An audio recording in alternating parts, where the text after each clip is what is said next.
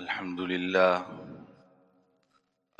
لله نحمده ونستعينه ونستغفره ونؤمن به ونتوكل عليه ونعوذ بالله من شرور أنفسنا ومن سيئات أعمالنا من يهده الله فلا مضل له ومن يضلله فلا هادي له ونشهد أن لا إله إلا الله ونشهد أن سيدنا وسندنا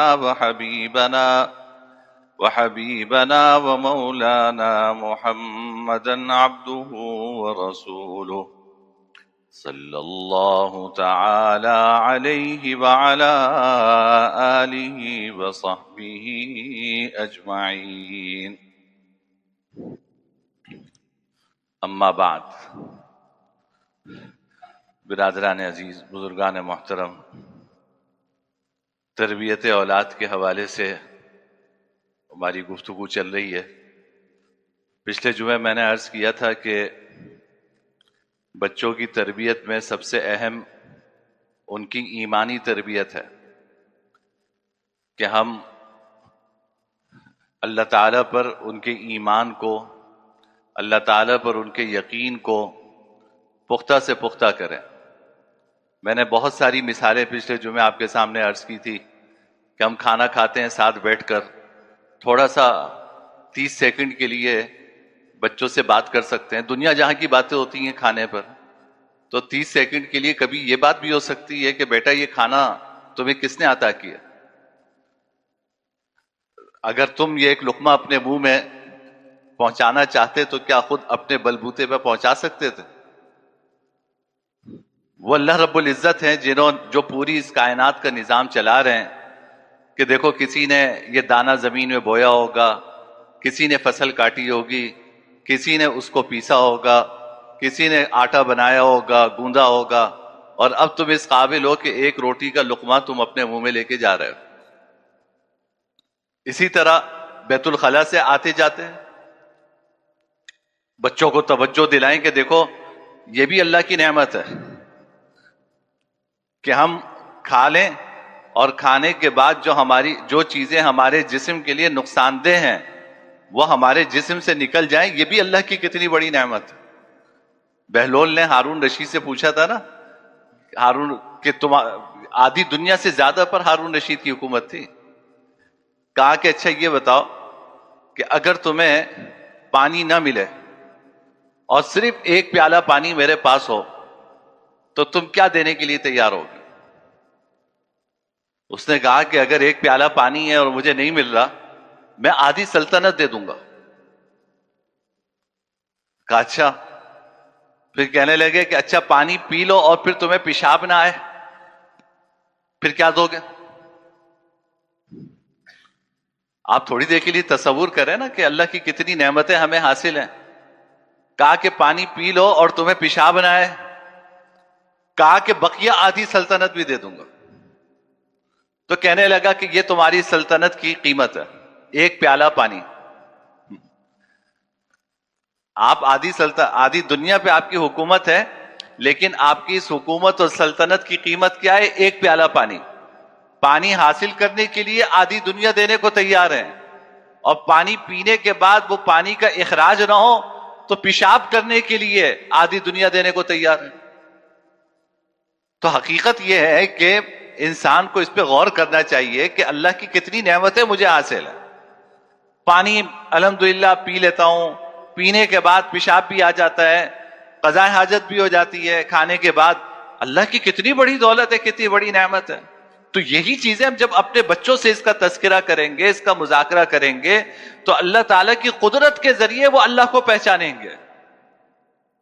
یہ بات اچھی طرح سمجھیے، اللہ تعالیٰ کو پہچاننے کا راستہ یہ نہیں ہے کہ آپ اس پہ گفتگو کریں کہ اللہ تعالیٰ کے ہاتھ ہیں یا نہیں ہے، نعوذ باللہ۔ آپ یہ گفتگو کریں کہ اللہ تعالیٰ کے بال کیسے ہیں، آپ یہ گفتگو کریں کہ اللہ تعالیٰ کی شکل و صورت کیسی ہے۔ اللہ کو پہچاننے کا یہ راستہ نہیں ہے۔ اللہ کو پہچاننے کا راستہ اللہ کی قدرت ہے۔ اللہ کو پہچاننے کا راستہ اللہ کی قدرت ہے۔ اللہ کیسے ہیں ہم اللہ تعالی کی کیفیت تک نہیں پہنچ سکتے. اللہ نے ہمارا دماغ ایسا بنایا ہی نہیں کہ ہم اپنے دماغ کے ذریعے اپنے خیال کے ذریعے اللہ تعالی کا تصور کر سکیں. اس لیے یہ منع ہے کہ آپ اللہ تعالیٰ کی ذات کو اس طریقے سے پہچاننے کی کوشش کریں کہ ہاتھ کیسا ہے، پاؤں کیسا ہے. یہ متشابہات میں سے ہے، اور متشابہات کا مطلب یہ ہے کہ اس کا علم اللہ نے ہمیں نہیں دیا. وَأَمَّا الَّذِينَ فِي قُلُوبِهِمْ زَيْغٌ فَيَتَّبِعُونَ مَا تَشَابَهَ مِنْهُ. جن لوگوں کے دلوں میں کجی ہوتی ہے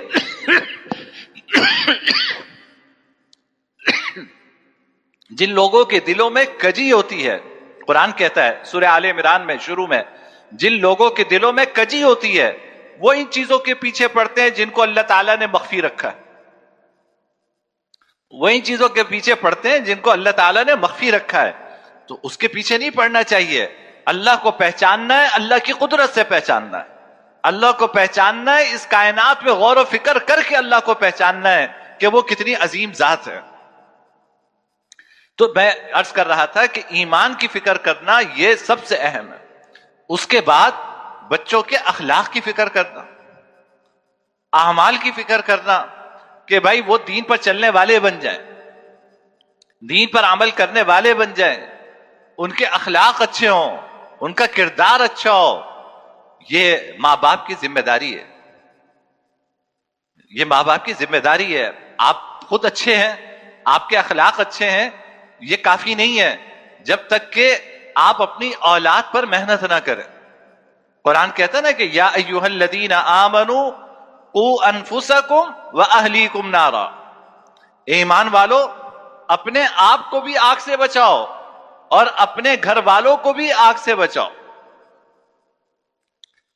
اپنے گھر والوں کو بھی آگ سے بچاؤ، یعنی خود اچھے اخلاق آپ کے ہیں، اچھے اعمال آپ کرتے ہیں، لیکن اولاد کی اگر فکر نہیں ہے تو قیامت کے دن آپ پر آپ کی گرفت ہوگی. اس میں الا کلکم راع وکلکم مسئول عن رعیتہ. جناب نبی کریم صلی اللہ علیہ وسلم نے فرمایا کہ تم میں سے ہر ایک نگہبان ہے اور قیامت کے دن اس سے اس کی رعیت کے بارے میں پوچھا جائے گا.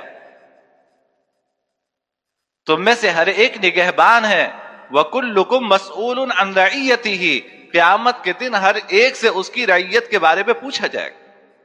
اب دیکھیں ہر ایک کی رعایا میں فرق ہے. ایک ہے ملک کا حکمران، اس سے ملک کی رعایا کے بارے میں پوچھا جائے گا. ایک ہے قبیلے کا سردار، اس سے قبیلے کے بارے میں پوچھا جائے گا. ایک ہے گھر کا سربراہ، اس سے گھر کے حوالے سے پوچھا جائے گا کہ تم نے اپنے بیوی بچوں کے ایمان پر، اعمال پر کتنی محنت کی ہے. تنہا اپنی ذات پر محنت کرنا کافی نہیں ہے. اور سچی بات یہ ہے کہ تنہا اپنی ذات پر اگر آپ محنت کریں بھی تو جب تک آپ کو گھر کا ماحول صحیح نہیں ملے گا اس وقت تک آپ بھی استقامت کے ساتھ دین پہ چل نہیں سکیں گے.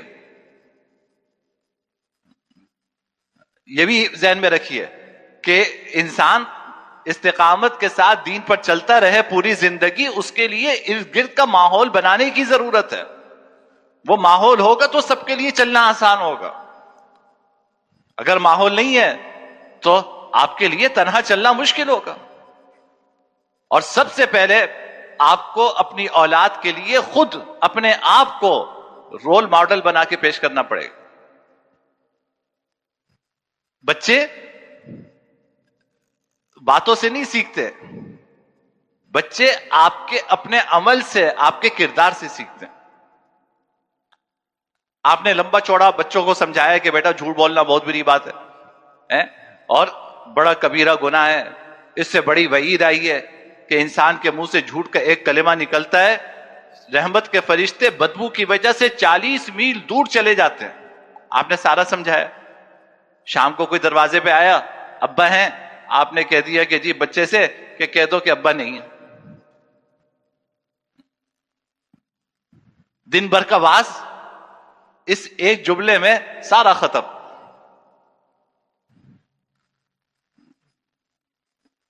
سارا ختم. آپ نے بہت سمجھایا کہ جھوٹ بہت بری بات ہے، جھوٹ نہیں بولنا چاہیے. تبلیغی جماعت والے دروازے پہ آئے بدھ کے دن گشت کرتے کرتے، دروازہ کھٹکھٹایا، آپ نے کیمرے میں دیکھ لیا. اب بچے کو کہہ رہے کہ جی بیٹا جا کے کہہ دو کہ ابو گھر پہ نہیں ہے. اب وہ کیا سیکھا اس نے؟ تو آپ کی پوری دن کی محنت ایک طرف ہو گئی، اور یہ جو ایک جملہ آپ نے اپنے عمل سے کر کے دکھایا، یہ سب اس نے سب پہ پانی پھیر دیا، سب پہ پانی پھیر دیا. بچہ آپ کے کردار سے سیکھے گا، آپ کے عمل سے سیکھے گا. اس لیے اگر بچے کی تربیت آپ کو کرنی ہے تو کڑوا گھونٹ خود پینا پڑے گا. آپ بچے سے کہتے ہیں کہ جی بیٹا گندی زبان نہیں استعمال کرنی چاہیے،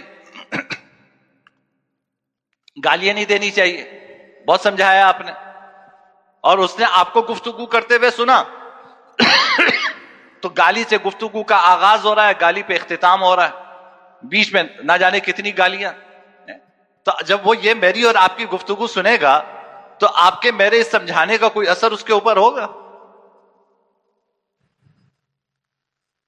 آپ بچے کو ترغیب دیں نماز کی، لاکھ ترغیب دیں نماز کی، لیکن وہ ابا کو دیکھتا ہے کہ اذان ہو گئی، نماز کھڑی ہوئی، ابا گھر پہ بیٹھے ہوئے، وہ تو نہیں جا رہے نماز کے لیے، تو بچہ پڑھے گا نماز آپ کا؟ میرے بھائی، اولاد کی تربیت میں سب سے زیادہ مشکل ماں باپ کے لیے ہے کہ ان کو عملی نمونہ بن کر اپنے آپ کو دکھانا ہے، اپنے آپ کو دکھانا ہے ان کو. اسی لیے علماء نے لکھا کہ آپ جب کوئی بھی خیر کا کام کریں نا، یعنی مثلا کسی غریب کے ہاں، مستحق کے یہاں راشن پہنچاتے ہیں آپ ہر مہینے، کسی مدرسے میں ہر مہینے تعاون کرتے ہیں، کسی مسجد میں ہر مہینے آپ کا معمول ہے تعاون کرتے ہیں، تو جب یہ نیک کام کرنے کے لیے جائیں تو اپنے بچے کو ساتھ لے کے جائیں.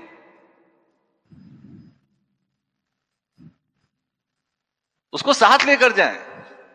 مسجد میں چندہ ڈلوانا ہے اس کے ہاتھ سے ڈلوائیں، اس کو پیسے دیں کہ بیٹا یہ ڈبے میں ڈال کے آؤ. غریب کیا راشن لے جا رہے ہیں، اپنے ساتھ لے کر جائیں اس کو. اس سے بڑھ کر کوئی تربیت نہیں ہوگی جو آپ اپنے عمل سے تربیت کریں. بہت سے کام آپ نیک کام کرتے ہیں، آپ کی اولاد کو نہیں پتا، تو آپ شاید یہ سمجھتے ہیں کہ اخلاص کا وہ اعلیٰ درجہ ہونا چاہیے کہ اولاد کو بھی پتہ نہ ہو. اس درجے کا اخلاص مطلوب نہیں ہے. انسان اللہ کی رضا کے لیے کرے، لیکن اپنی اولاد کو ان نیک کاموں میں اپنے ساتھ رکھے تاکہ وہ سیکھیں، اس سے ان کی تربیت ہو کہ اچھا دیکھو یہ بھی کرنے کا کام ہے، یہ بھی کرنے کا کام ہے. میرے ابا یہ کام بھی کرتے تھے، آپ کی آنکھ بند ہو گئی تو یہی تربیت آپ نے اولاد کی ہوگی، تو یہ اولاد جو ہے آپ کے جانے کے بعد آپ کے نقش قدم پر چلے گی. اور اگر آپ نے کسی کو خبر ہی نہیں ہونے دی، ماشاءاللہ کر رہے ہیں نیک کام، اللہ قبول فرمائے، لیکن یہ نیکی آپ کی اولاد تک منتقل نہیں ہوگی، یہ آپ کی اولاد تک نہیں منتقل ہوگی. تو جو بھی انسان اچھے کام کرے تو اس میں اپنی اولاد کو اپنے ساتھ شریک رکھے، تو وہ آپ کے عمل سے، آپ کے کردار سے، آپ کے اخلاق سے وہ سیکھے گی. اس لیے اپنے اخلاق، اپنے کردار، اپنے اعمال پر انسان کو سب سے زیادہ محنت کی ضرورت ہے. آپ ان کے لیے رول ماڈل ہیں، وہ آپ کو دیکھ کر وہ سیکھیں گے. اب دیکھیں ابا جو ہے اگر سگریٹ پیتے ہیں،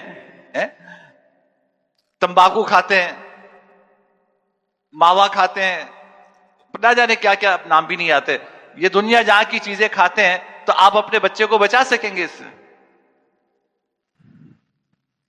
کل میں مسجد سے نکلا، مجھے اتنی حیرت ہوئی ہے، بمشکل 8 سے 9 سال کا بچہ، میں نے منہ سے دھواں نکلتے ہوئے دیکھا، نظر تو مجھے کچھ نہیں آیا، پھر میں نے خیال کیا وہ کوئی الیکٹرک کی کوئی سگریٹ ہوتی ہے، وہ 8-9 سال کے بچے کے ہاتھ میں، اور وہ پیتا ہوا جا رہا ہے. 8-9 سال کا بچہ ہے. یہ کہاں سے سیکھا اس نے؟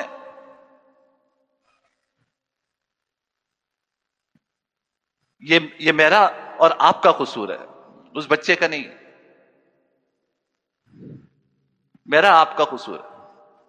میں نے کتابوں میں پڑھا کہ ایک شخص نے چوری کی، اس کو جب عدالت نے فیصلہ کیا اس کا ہاتھ کاٹا جانے لگا، تو اس نے قاضی سے کہا کہ میرا ہاتھ آپ بعد میں کاٹیے، پہلے میری ماں کی زبان کاٹیے.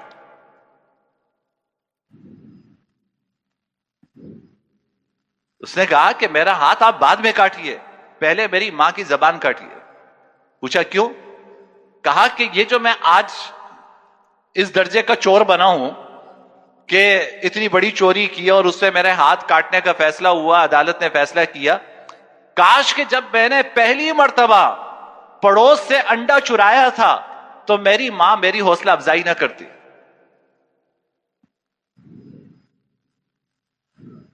میں انڈا چرا کے لایا تو میری ماں نے کہا واہ کیا ہاتھ کی صفائی ہے، کیا ہاتھ کی صفائی ہے، کیا آرٹ ہے، کیا ہنر ہے. تو میری ماں نے یہ کہا تو میری ہمت بڑی، انڈا چرایا تھا، کل مرغی چڑائی، مرغی کے بعد پھر اس سے آگے. آج یہ وقت آیا کہ میرا ہاتھ کاٹا جا رہا ہے تو میرا ہاتھ کاٹنے سے پہلے میری ماں کی زبان کاٹو. اگر پہلے لمحے میں میری ماں میری حوصلہ شکنی کرتی اور مجھے تنبیہ کرتی اور یہ مجھ سے واپس دلواتی اور مجھ سے معذرت کرواتی کہ جاؤ تم ایکسکیوز کر کے آؤ کہ تم نے غلط کام کیا، تمہیں نہیں کرنا چاہیے تھا، تو یقین کیجئے کہ آج میں اس سے آگے نہ بڑھتا. ہم نظر انداز کرتے ہیں. میرے بچے کس ماحول میں رہ رہے ہیں، مجھے اس کی فکر کیوں نہیں ہوتی؟ آپ کا بچہ رات 1 بجے گھر آ رہا ہے تو آپ کے ذہن میں کبھی سوال کیوں نہیں پیدا ہوا کہ بھائی یہ رات 1 بجے کیوں گھر آ رہا ہے؟ یہ دوستوں کے ساتھ اگر اٹھ رہا ہے بیٹھ رہا ہے تو وہ دوست کون ہے؟ آپ جانتے ہیں اسے، اپنے بچے کے دوست کو جانتے ہیں، اس دوست کی فیملی کو جانتے ہیں، ان کے گھر والوں کو جانتے ہیں. آپ نے سپرد کر دیا. انہی دوستوں میں اگر کوئی ایسا دوست ہوگا وہیں سے اس کو یہ سگریٹ کی لت لگی، وہیں سے آگے جائے گا تو تمباکو شروع کرے گا، اور اس سے آگے جائے گا تو وہ حشر آپ یہاں کورنگی میں کراسنگ سے لے کے کورنگی کے اس پورے روڈ پہ چلے جائیں، آپ کو فٹ پاتھ کے اوپر وہ منظر نظر آئے گا. یہ پڑھے لکھے لوگ ہیں، اچھے گھرانے کے بچے ہیں یہ، لیکن ان کے ماں باپ سے بھی یہ غلطی ہوئی ہے کہ کبھی ماں باپ نے مڑ کے دیکھا نہیں کہ بیٹا کن لوگوں کے ساتھ اٹھ بیٹھ رہا ہے میرا، کن کے ساتھ آنا جانا ہے، کس صحبت میں رہ رہا ہے، پیسے دیتے کیا، کہاں اڑاتا ہے، کیا کرتا ہے. نظر انداز کیا تھا تو بات سگریٹ سے شروع ہوئی ہے، اور آج جو ہے وہ نہ گھر کا نہ کام کا نہ کاج کا، وہ فٹ پاتھ پہ بیٹھا ہوا وہ نشہ کر رہا ہے، دھرتی کے اوپر بوجھ ہے. حقیقت یہ ہے کہ جہاں اس بچے کا قصور ہے وہاں ماں باپ کا قصور ہے. بچے کا کم ہے، ماں باپ کا زیادہ ہے. کہ آپ کو یہ کیوں نہیں فکر ہوئی تھی کہ اس کے دوست کون ہیں، کن کے ساتھ اٹھتا بیٹھتا ہے، یہ کس ماحول میں رہتا ہے. یہ بڑے افسوس کی بات ہے. اگر اس طرح لاپرواہی کی زندگی آپ گزاریں گے تو پھر کیا شکوہ ہے، پھر کیا تربیت کریں گے اولاد کی. حدیث میں فرمایا جناب نبی کریم صلی اللہ علیہ وسلم نے کہ لا یأکل طعامک الا تقی.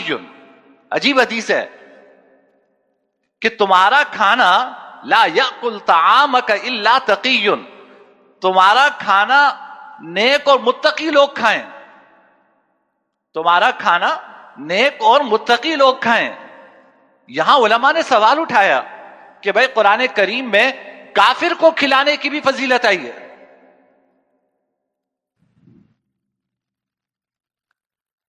ذہن میں سوال ہوتا ہے نا. قرآن کریم میں کافر قیدی کو بھی کھانا کھلانے کی فضیلت آئی ہے. آپ بھوکے کافر کو بھی کھانا کھلاؤ, بھوکے کتے کو بھی کچھ دے دو, اس پہ بھی اجر ہے, اس پہ بھی ثواب ہے. تو پھر اس کا کیا مطلب ہے کہ تمہارا کھانا نیک اور متقی لوگ کھائیں؟ یعنی جو متقی نہیں ہے اس کو کھانا نہ کھلاؤ. پھر یہ سوالات وہ اہل علم حل کرتے ہیں جن کے سامنے قرآن و سنت کی ساری آیات اور احادیث نظروں میں ہوتی ہیں. علماء نے لکھا کہ کھانا دو طرح کا ہوتا ہے. ایک ہے صدقے کے طور پہ کسی کو آپ نے ضرورت مند کو کھانا دے دیا. اس میں تو نہ مذہب کی کوئی قید ہے, نہ جنس کی کوئی قید ہے. مرد ہو, عورت ہو, مسلمان ہو, کافر ہو, صدقے کا کھانا آپ نے کسی کو بھی کھلا دیا, اس کا پیٹ بھر دیا, یہ ثواب کا کام ہے. اور ایک ہے محبت کا کھانا.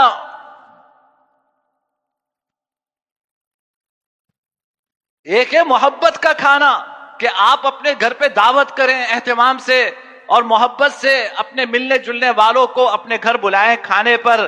ان کی فیملی آپ کے گھر آئے, آپ کی فیملی ان کے گھر جائے.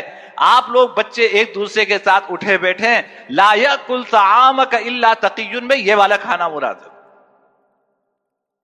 ضرورت کا کھانا, صدقے کا کھانا, وہ تو کافر کو بھی آپ دے سکتے ہیں, لیکن آپ محبت بڑھانے کے لیے ایک دوسرے کی اگر دعوت کر رہے ہیں تو آپ کی محبت نیک لوگوں کے ساتھ ہونی چاہیے.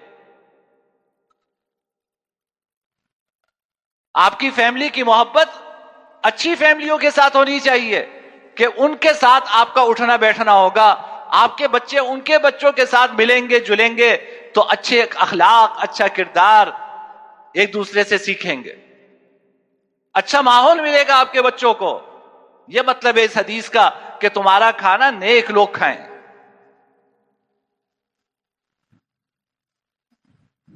نیک لوگوں کے ساتھ اٹھنا بیٹھنا رکھو, اپنے بچوں کو ان کی صحبت میں بٹھاؤ تو ان کے اثرات آپ کے بچوں میں آئیں گے. تو میرے بھائی, یہ اولاد یہ معمولی چیز نہیں ہے. یہ آپ کے لیے اتنی بڑی نعمت ہے, اتنی بڑی نعمت ہے کہ اگر آپ اپنا وقت اس پر انویسٹ کر کے دنیا سے چلے گئے اور ان کی تربیت کے اوپر اپنی محنت پوری خرچ کر کے چلے گئے تو جانے کے بعد یہی اولاد آپ کے لیے صدقہ جاریہ ہوگی انشاءاللہ. دنیا بھول جاتی ہے, اولاد ذرا دیر میں بھولتی ہے. آپ کے جانے کے بعد دوست احباب کتنے دن یاد رکھیں گے آپ کو؟ دور دراز کے رشتہ دار کتنے دن یاد رکھیں گے؟ اگر کوئی انسان کو یاد کرتا ہے تو اس کی نیک اولاد اس کو یاد کرتی ہے. ذرا دیکھیے, ابا کی قبر پہ کون جاتا ہے؟ جو دوست دفنا کر گئے تھے, کیا دوبارہ کبھی ان کو توفیق ہوئی دوست کی قبر پہ جانے کی؟ اولاد ہوتی ہے, نیک اولاد جس کی آپ نے اچھی تربیت کی ہوتی ہے, یہ یاد رکھتی ہے آپ کو, یہ آپ کے لیے سالے ثواب کرتی ہے, یہ خود نیک اعمال کرتی ہے. جب تک آپ کی اولاد نیک اعمال کرے گی آپ کا کھاتا نیکیوں کا کھلا رہے گا. حدیث میں آتا ہے, یہاں تک آتا ہے کہ ایک شخص کا انتقال ہوا, اس کا بچہ جب انتقال ہوا ابھی نومولود تھا, بچہ بڑا ہوا, اس نے جب زبان سے پہلی مرتبہ بسم اللہ الرحمن الرحیم پڑھنا شروع کیا, اللہ تعالیٰ نے اس کی قبر سے عذاب دور کر دیا. اللہ نے اس کی قبر سے عذاب دور کر دیا. کیوں؟ جو تم پودا لگا کر گئے تھے وہ ثمر آور ہو گیا. جو پودا لگا کر گئے تھے اس نے پھل دینا شروع کر دیا. تم نے اپنے گھر کا ماحول اچھا بنایا تھا, اپنی بیوی بچوں کی اچھی تربیت کی کوشش کی تھی, اس کا نتیجہ یہ کہ آج تمہارے بچے کے زبان سے بسم اللہ الرحمن الرحیم نکلا. اللہ تعالیٰ نے اس کی وجہ سے اس کی قبر سے عذاب دور فرما دی. اللہ تعالیٰ ہمیں آپ کو سمجھنے کی توفیق عطا فرمائے, اپنی اولاد کی اللہ ہمیں اچھی تربیت کی توفیق عطا فرمائے. وآخر دعوانا الحمدللہ.